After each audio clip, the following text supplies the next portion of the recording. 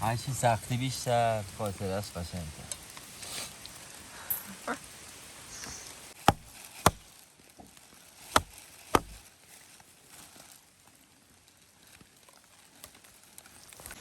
نیموده شدی مثلا.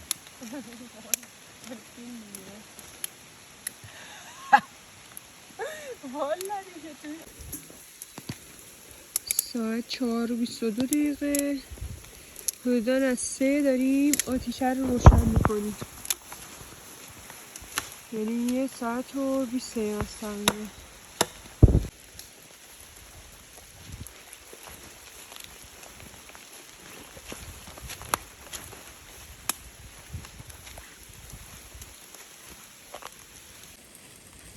تقریبا ساعت 5:10 است. ما آتیشمون به اینجا رسید تا ببینیم چجوری میشه دیگه. بارون کم شده ولی قطع نشده.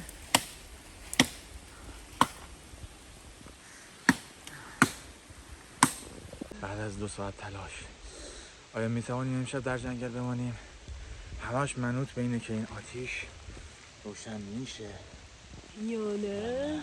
همه چی خیلی رطوبت داره اینجا، درخت‌ها، چوبا. با بدبختی جمع کردیم. عارف یه کلن لباسش خیس شده. عارف بیا یه دقیقه تو فیلم. بیا تو فیلم. چوبات خیسه؟ آره خدا هم خیستم. بچه ها رفتن اونور هیزم جمع کنن. ستاشون بکنن میاد دارن چوب میشکنن.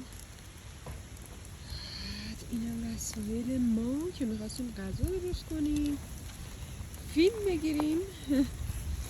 ولی خب بارونه متاسفانه نذاشته. اینقدر چوبا خیسه اصلا نمیدونیم باید چیکار کنیم. شب بمونیم نمونیم.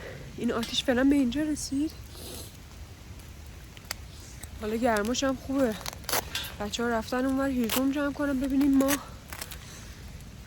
لباسم کلا خیسه.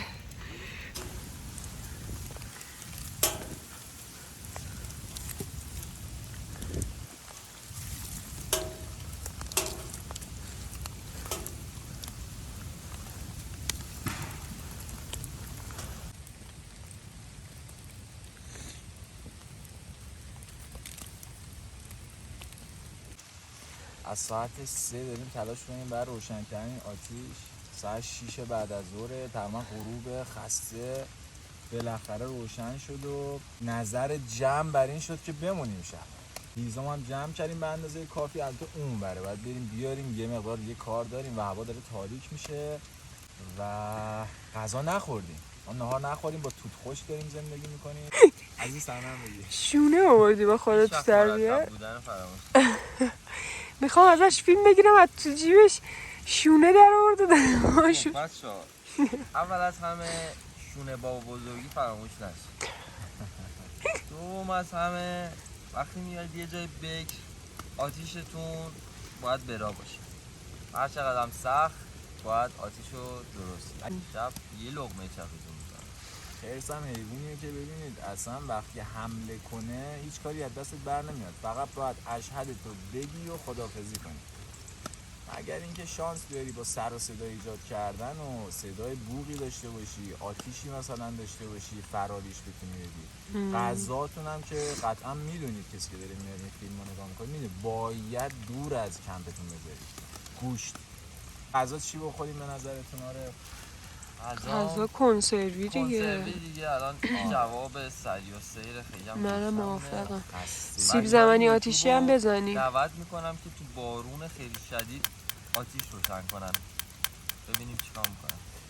ببین با چوب خیس و چوب پوک ساعت‌ها تو جنگل گشتیم تا تونستیم چوبی پیدا بکنیم که موریانه نزده باشه.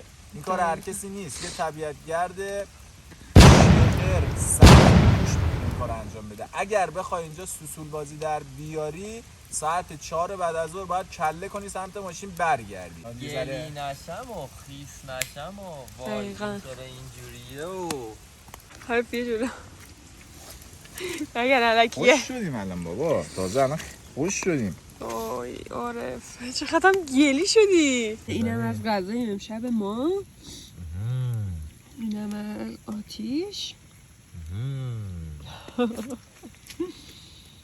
و اینم از تاریکی هوا و خوف جنگل.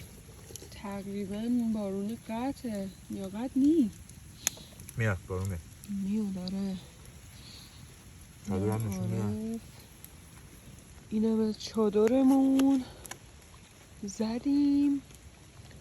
حالا یه سری وسایل خیسه کوله ها رو اولین گذاشتیم اونور وعدمونه. خشکه. ساعت چنده؟ 7:30. 7:30 میشه. به اولین وعدمون دقیق ساعت 7 و صبح هیچی نخورده بودیم. غذا من کن چرا این نورش این غذای من.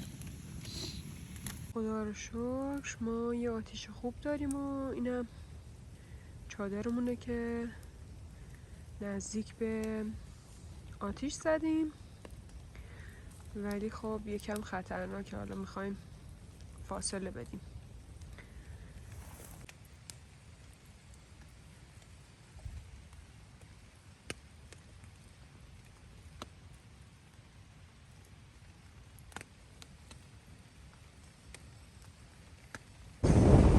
صبح جنگل ساعتم دیگه حدود 11 بازم داره بارون میاد.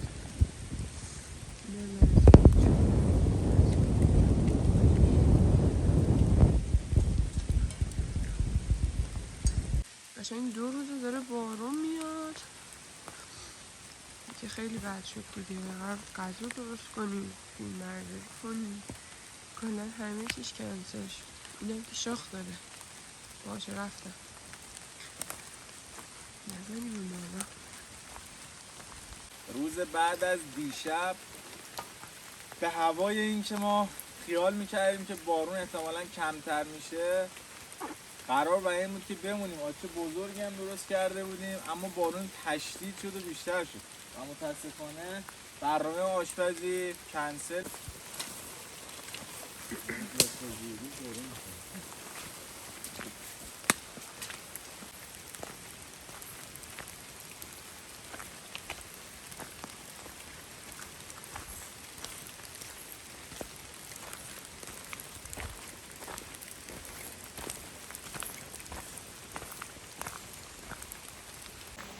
نابود شدیم باشه بارون. خوب بود ولی بد نبود کلا. حالا این همه روز آفتاب دیدیم 2 روزم بارون بودیم.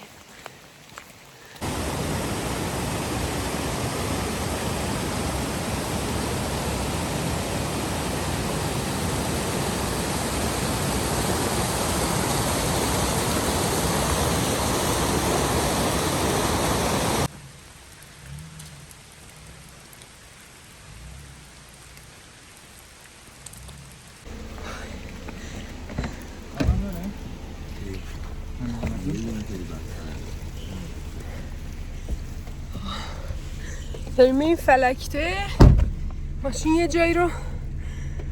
جایی نیومد بالا، مجبور شدیم که پیاده شیم هل بدیم. ما اومدیم بالاتر، ارتفاع گرفتیم بهتر با ماشین اومدیم بالاتر. اینجا چون بارندگی بوده جاهای دیگه اطراف اومدن اینجا کمپ زدن. خیلی شلوغه. 2 سال پیش که ما اومده بودیم اینجا هنوز انقدر معروف نشده بود و این سبک شلوغ نشده بود. البته وسط هفته‌اش اوکیه ولی خب الان دیگه واقعا خیلی شلوغه. خیلی شلوغه.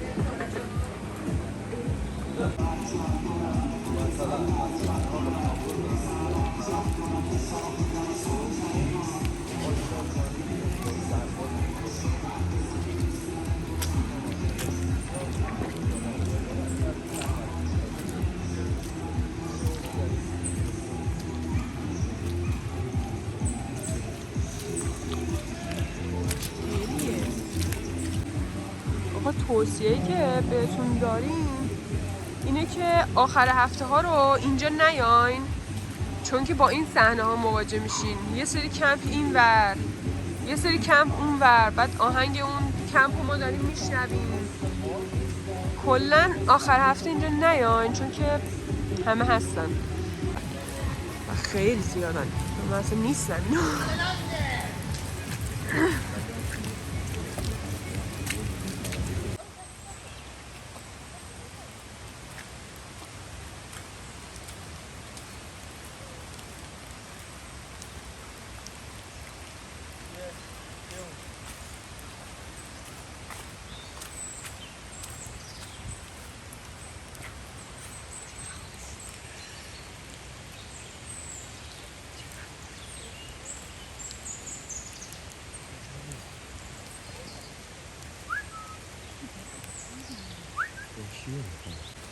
جرأت هم نداره تکون بزنه.